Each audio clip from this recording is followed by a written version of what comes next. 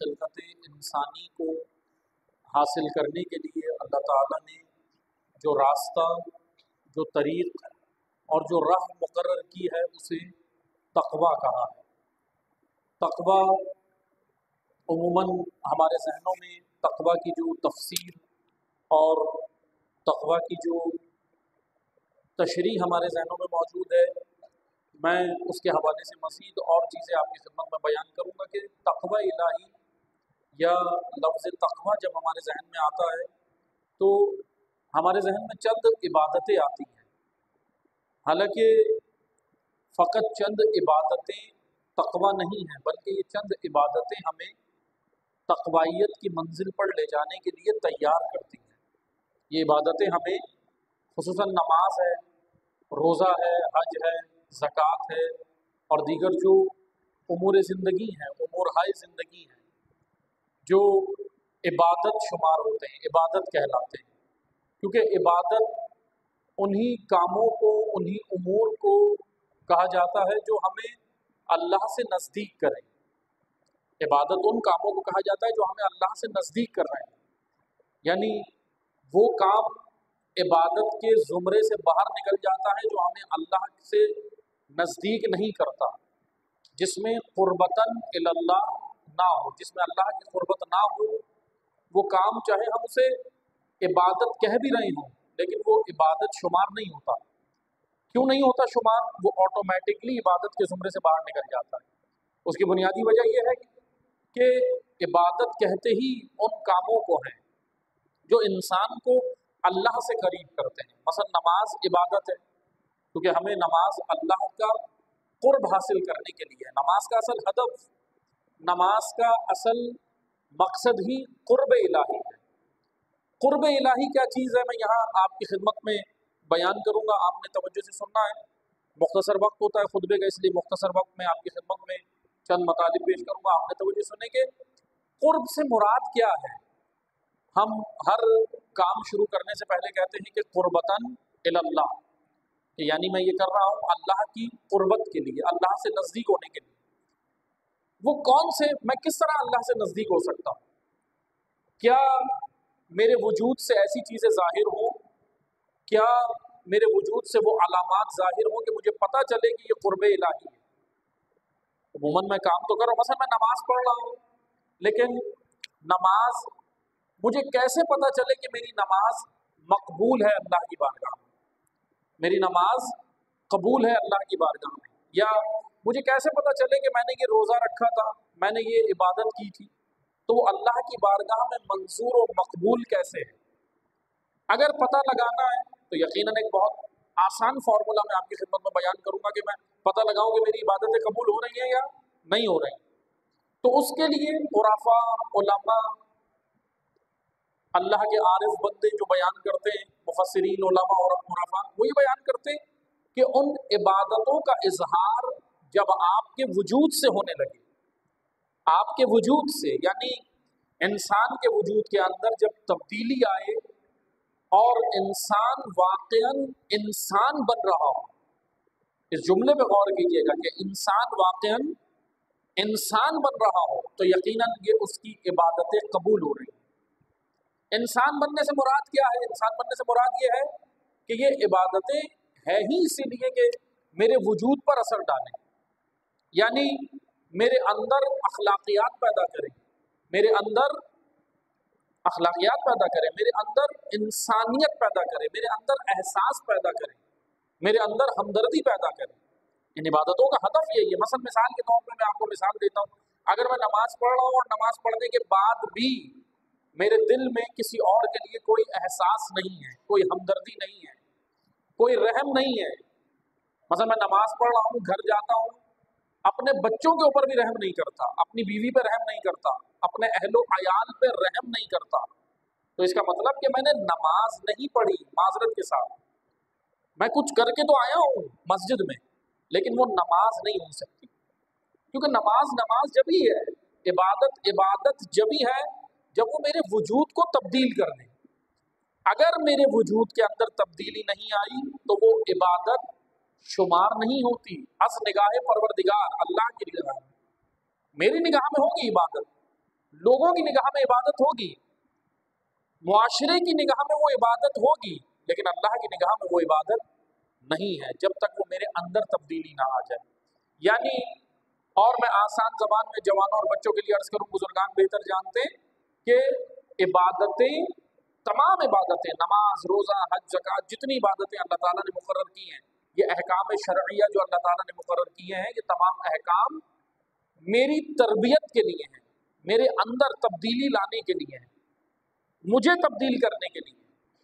यानी कि अगर मैं नमाज पढ़ने से पहले भी वैसा ही था, बद अखलाक भी था, माजरत के साथ बद अखलाक भी था, बेरहम भी था, और एहसास जिम्मेदारी भी मेरे अंदर नहीं था, नमाज पढ़ने से पहले भी अगर वही था और नमाज पढ़ने के बाद भी अगर वही हो, तो इसका मतलब कि मैं इबादत के उस औज उरूज और आला मर्तबे पे नहीं पहुंचा जिस पे अल्लाह मुझे ले जाना चाहता है। और जैसा कि मशहूर हदीस है, आप सब ने सुना है कि पैगंबर अकरम सल्लल्लाहु अलैहि वसल्लम का फरमान है, पैगंबर अकरम का फरमान है कि नमाज मोमिन की मेराज है। मेराज, मेराज से ताबीर किया, यानी और जो उरूज पर, बुलंदियों पर ले जाने वाली शय मोमिन को, एक आम आदमी को। जिस तरह आपने देखा कि पैगंबर अकरम की भी मेराज हुई, रसूलुल्लाह मेराज पर गए ना, अल्लाह की बारगाह में गए, मेराज में तशरीफ ले गए। इंसान की, आम मोमिन की, आम मुसलमान की, मेरी और आपकी भी मेराज अल्लाह ताला ने मुकर्रर की है। हम भी मेराज की बुलंदियों तक जा सकते हैं, लेकिन वो मेराज नहीं जिस पे हुजूर गए, वो मेराज जो हमारे लिए अल्लाह ने रखी है, उस मेराज तक हम भी पहुंच सकते हैं। लेकिन उस मेराज तक पहुंचने का जो रास्ता अल्लाह ने मुकर्रर किया, वो यही नमाज है, वो यही मस्जिद है, वो यही नमाज जमात है। यहाँ पे आना है आपका कि यहाँ आए और इस नमाज की हिकमत को, इबादत की हिकमत को और इबादत के फ़लसफ़े को समझें। इबादत का सवाब अल्हम्दुलिल्लाह आपको मालूम है, आप सुनते हैं कि भाई हम घर में नमाज पढ़े तो इतना सवाब है, मस्जिद में आके पढ़े तो इतना सवाब है। मसलन हम ये सुनते हैं ना कि मस्जिद में 70 गुना ज़्यादा सवाब मिलता।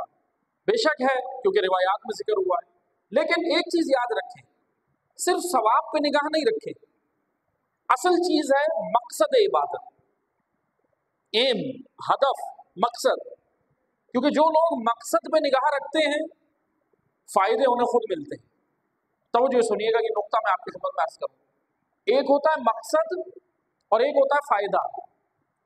मकसद और फ़ायदे में फ़र्क होता है। फ़ायदे मकसद नहीं होते, फ़ायदे और चीज़ होते हैं, मकसद और चीज़ है। उमूमन हमारे जहन में फ़ायदे होते हैं, हम उन फ़वाइद को मकसद समझ रहे होते हैं। फ़ायदा और चीज़ है, मकसद और चीज़ है। लेकिन अल्लाह का एक कानून है, और कानून इलाही ये है कि अगर किसी की निगाह फ़ायदों पर होगी, उसे फ़ायदे मिल जाएंगे, उसे बेनिफिट्स मिलेंगे, फ़ायदे मिलेंगे, लेकिन मकसद नहीं मिलेगा। और हाँ, जिसकी निगाह मकसद पर होगी, उसको फ़ायदों के लिए कुछ करना नहीं पड़ेगा, फ़ायदे खुद मिल जाएंगे। ये कानून है अल्लाह का। मैं आपको मिसाल देता हूँ, मसलन जिस तरह हम इल्म हासिल करते हैं, तालीम हासिल करते हैं, स्टूडेंट यहाँ बैठे होंगे, मैट्रिक के स्टूडेंट बैठे होंगे, 9 के होंगे, स्कूल, कॉलेज, यूनिवर्सिटी के स्टूडेंट यहाँ मौजूद होंगे। इल्म हासिल करने का हदफ क्या है? इल्म, तालीम। अब वो इल्म आप यूनिवर्सिटी के अंदर हासिल करें या मदरसे के अंदर, दोनों इल्म है, ये भी याद रखें। यानी ये हमने तफरीक की हुई है दुनियावी इल्म और दीनी इल्म। हालांकि दीनी और दुनियावी इल्म नहीं होता। दीनी इल्म, हर वो इल्म दीनी है जो इंसान को अल्लाह से नज़दीक कर रहा है। हर वो इल्म दीनी है जो आपको खुदा शनासी करा रहा है, जो आपको अल्लाह की मार्फत कराए, जो इंसान को इंसान बनाए। हर वो इल्म दीनी इल्म है, हर वो इल्म दीनी इल्म है, चाहे आप वो यूनिवर्सिटी के अंदर पढ़ रहे हैं। बस बात मैं ये कर रहा था, तो मुझे सुने कि तालीम का एक हदफ है और फ़वाइद भी हैं। मसलन आप कोई भी किसी भी फील्ड के अगर स्टूडेंट हैं, किसी भी शोबे के अंदर है, साइंस के हैं, कॉमर्स के हैं, या किसी भी फील्ड के अंदर हैं, आप आर्ट्स के हैं, दीगर हैं, मुख्तलिफ शोबाजात के अंदर हैं, मास कम्युनिकेशंस के हैं, दीगर जिस फील्ड के अंदर है, आपसे पूछा जाए, जवानों से पूछा जाए कि ये इल्म हासिल क्यों कर रहे हो, क्यों जाते हो यूनिवर्सिटी, क्यों पढ़ रहे हो, तो सबके मुंह पर एक ही जवाब होगा। सब एक ही जवाब देंगे कि भाई मौलाना साहब इसलिए जाते हैं ताकि हमें डिग्री मिले, हमें सनद मिले, हमें हमारी डिग्री मिल जाए, एक सनद मिल जाए हमें। अच्छा फिर क्या होगा, उसके बाद हमें एक अच्छी जॉब मिलेगी, एक अच्छी जॉब मिल जाएगी। फिर क्या होगा, मेरी लाइफ सेटल्ड हो जाएगी, अच्छी जॉब मिलेगी, मैं पैसा कमाऊंगा, मेरी बीवी, शादी करूंगा, बीवी बच्चे घर बार अच्छा चलेगा। ये हमारे जवान की निगाह में तालीम का हदफ है, ये है हदफ तालीम का। हालांकि ये तालीम का हदफ नहीं है, ये तालीम का फायदा है। तवज्जो सुनिएगा, मैंने अभी वजाहत की कि फायदे और मकसद में फर्क है। ये तालीम हासिल करने का फायदा है, मकसद नहीं है। मकसद और चीज है, मकसद तालीम, मकसद इल्म सिर्फ एक ही चीज है, और वो ये है कि वो इल्म जो आपको अल्लाह से करीब करे, कुर्बतन इल्लाह, खुदा शनासी कराए, खुद शनासी कराए, ज़माना शनासी कराए, अल्लाह की नेमतों की शनासाई आपको हासिल हो, और वो इल्म जो आपके वजूद में उतर जाए, वो इल्म है, वो हदफ इल्म है। लेकिन बाकी जितने आपको दुनिया में बेनिफिट्स मिल रहे हैं, चाहे आपको अच्छी जॉब मिल जाए, चाहे उसके बदले अच्छा पैसा आपको मिले, वो सब तालीम के फ़वाइद हैं, बेनिफिट्स हैं, मकसद तालीम नहीं है। ये मिसाल थी। अब मतलब की जानिब आएं कि इबादत का हदफ भी अल्लाह ने इसी तरह रखा है। नमाज का हदफ है, नमाज। अब मैं आपसे सवाल करूं, भाई आप नमाज क्यों पढ़ रहे हैं? सब कहेंगे मौलाना साहब नमाज इसलिए पढ़ रहे हैं, इबादत इसलिए कर रहे हैं कि सवाब मिलेगा, ठीक है, और जन्नत जाएंगे, ठीक है, हूरें हैं, नेमतें हैं, बागात हैं, जन्नत में सारी नेमतें हैं, और बेशक हैं, अल्लाह ताला ने वादा किया कुरान करीम में, तो बेशक है। लेकिन अज़ीज़ान मोहतरम, बंदगान खुदा, ये एक भी, जितनी भी फहरिस्त आप बताएंगे नमाज पढ़ने के एवज, वो तमाम की तमाम फहरिस्त फ़वाइद है, मकसद नमाज नहीं है। मकसद नमाज सिर्फ एक ही चीज़ है, और वो है अब्द को माबूद से मिलाना, अब्द को माबूद के करीब करना। यानी मकसद नमाज जन्नत नहीं है, जन्नत फ़ायदा है। अब मेरी गुफ्तगू से परेशान नहीं होइएगा, कभी परेशान हो जाए कि हम तो इतनी इबादतें कर रहे हैं, जन्नत मिलेगी यार?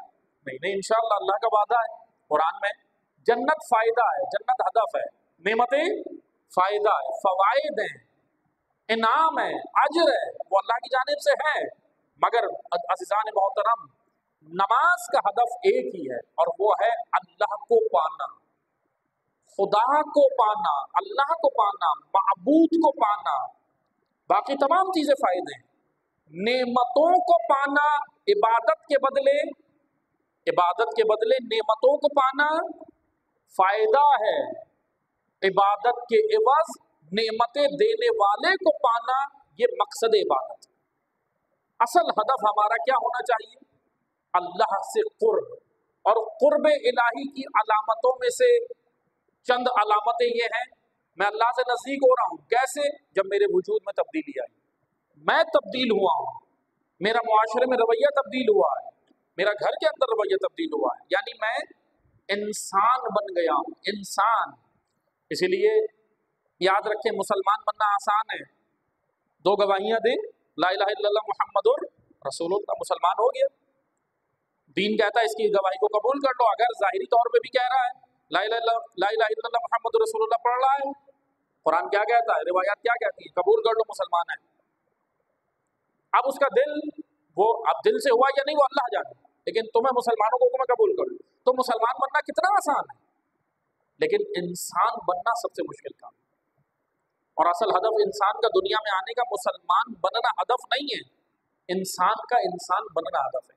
तमाम नबी, तमाम अम्बिया, तमाम जानशीन अम्बिया, तमाम जानशीन अम्बिया, तमाम औलिया, तमाम औसिया, तमाम मासूमीन, 12 के 12 इमाम, तशय्यो के अकाइद के मुताबिक 12 के 12 इमाम हमारे अकाइद के मुताबिक क्यों इस दुनिया में आए? हमें क्या बनाने आए? नहीं, हमें सिर्फ एक ही चीज़ बनाने आए, और वो है इंसान बनाना। उनकी तालीमात, कुरान हो, नहजुल बलागा हो, सहीफ़ा सज्जादिया हो, या दीगर उनकी तालीमात हो, उन तालीमात का हदफ एक ही चीज़ है कि हमें इंसान बनाना, इंसान, हमारे वजूद में इंसानियत पैदा करना। اور جب یہ انسانیت پیدا ہو جائے گی تو یقیناً پھر ہماری عبادتیں قبول ہو رہی ہیں۔ اور اس انسانیت کے درجے تک پہنچنے کے لیے اللہ تعالیٰ نے ایک راستہ مقرر کیا، ایک طریق مقرر کی ہے، چند رولز مقرر کیے ہیں، رولز آف ریگولیشنز، آئین، کانسٹیٹیوشن اللہ تعالیٰ نے مقرر کیا ہے۔ اس کانسٹیٹیوشن کو قرآن نے تقویٰ کہا۔ تقویٰ صرف مسجد میں تقویٰ نہیں، دکان پر بیٹھے ہیں وہاں بھی تقویٰ، جاب پر بیٹھے ہیں وہاں بھی تقویٰ، کسی ادارے میں بیٹھے ہیں، سرکاری ادارہ ہو یا نجی ادارہ ہو، وہاں بیٹھ کے قلم چلا رہے ہیں تو آپ کے قلم میں بھی تقویٰ ہونا چاہیے۔ قلم بھی وہاں چلے، تقویٰ کی ضرورت ہے قلم چلانے کے لیے بھی، کیونکہ یہ قلم بہت کچھ آپ کا کام کرتا ہے۔ ایک سائن آپ کا، ایک دستخط آپ کا، دیکھنا یہ ہے کہ وہ دستخط آپ کا تقویٰ کے لیے چل رہا ہے یا تغوا کے لیے چل رہا ہے۔ تقویٰ کے مقابلے میں ہے تغوا، تو آ کے ساتھ تغوا قرآن کریم نے استعمال کیا ہے۔ تقویٰ الہی راستہ، تغوا شیطانی راستہ، یہ آپ نے فیصلہ کرنا ہے۔ تقویٰ کی ضرورت انسان کو ہر مقام پر ہے، زندگی کے ہر شعبے میں۔ گھر کے اندر تقویٰ کی ضرورت ہے انسان، بچوں کی تربیت کے لیے تقویٰ الہی چاہیے، وجود کے لیے تقویٰ الہی چاہیے، زوجہ کے ساتھ تعلقات، مراسم، گھر کے اندر رویہ، بھائی بہن کے ساتھ تعلقات، رشتہ داروں کے ساتھ صلہ رحمی، دوست احباب کے ساتھ تعلقات، معاشرے کے اندر تعلقات، معاشرہ سازی، ان ساری چیزوں کے لیے تقویٰ کی ضرورت ہے۔ اور وہ تقویٰ کیا ہے؟ وہ تقویٰ کانسٹیٹیوشن آف اللہ، اللہ کی جانب سے مقرر کیا ہوا آئین جو اللہ نے نازل کیا، اور اس آئین کو قرآن کہتے ہیں۔ قرآن ہماری زندگیوں میں جب قرآن نافذ ہوگا، شامل نہیں ابھی ہماری زندگی میں قرآن ہے، تھوڑا بہت ہے، ہم تلاوت کر لیتے ہیں، ادھر ادھر سے سن لیتے ہیں تھوڑا بہت، نہیں، نافذ ہوگا جب وجود پہ قرآن ہوگا، جب اداروں میں قرآن ہوگا، جب شہر میں قرآن ہوگا، جب ملک میں قرآن ہوگا، جب عدالتوں میں قرآن ہوگا، تب باتقویٰ معاشرہ ہوگا۔ ہر ایک جگہ قرآن، قرآن کا نام نہیں، مثلا پتا چلے کہ قرآن رکھا ہوا ہے جزدان میں، ہر ادارے میں اوپر قرآن رکھا ہوا ہے چومنے کے لیے، لیکن نیچے فیصلے ہو رہے ہیں قرآن کے خلاف۔ ایسے قرآن کو اللہ تعالیٰ نے نازل نہیں کیا کہ قرآن تمہارے اوپر، صرف چومنے کے لیے قرآن نہیں آیا کہ اس کو اٹھاؤ چوم کے اوپر رکھ دو، فیصلے خود اپنے مطابق کرو، فیصلے امریکہ کے کانسٹیٹیوشن کے مطابق، فیصلے برطانیہ کے کانسٹیٹیوشن کے مطابق، فیصلے آسٹریلیا کے کانسٹیٹیوشن کے مطابق، فیصلے کارل مارکس کی تھیوری پر، فیصلے ایڈم اسمتھ کی تھیوری پر، فیصلے کسی اور کی تھیوری پر، فیصلے نہیں۔ قرآن کا ہدف یہ ہے کہ یہ جو قرآن ہے تو تمہارے فیصلے، تمہارے ملک میں، تمہارے وجود میں، تمہارے گھر میں، تمہاری نجی زندگی میں، تمہاری پرسنل لائف میں، تمہاری معاشرتی لائف میں، تمہارے فیصلے کس کے مطابق ہونے چاہیے؟ اس ہستی کا نام جعفر صادق علیہ الصلوۃ والسلام۔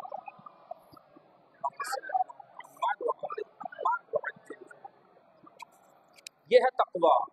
جعفر صادق علیہ السلام کا نام منہ پر صرف تقویٰ نہیں ہے، ان کی تعلیمات وجود میں اور ملک میں اور شہر میں اور اپنے قریہ میں نافذ کرنا، یہ تقویٰ، اس کو تقویٰ کہتے ہیں۔ دعا کرتے ہیں اللہ تعالیٰ ہمیں تقویٰ کی توفیق عطا فرمائے۔ بسم اللہ الرحمن الرحیم، انا اعطیناک الکوثر فصل لربک وانحر ان شانئک هو الابتر۔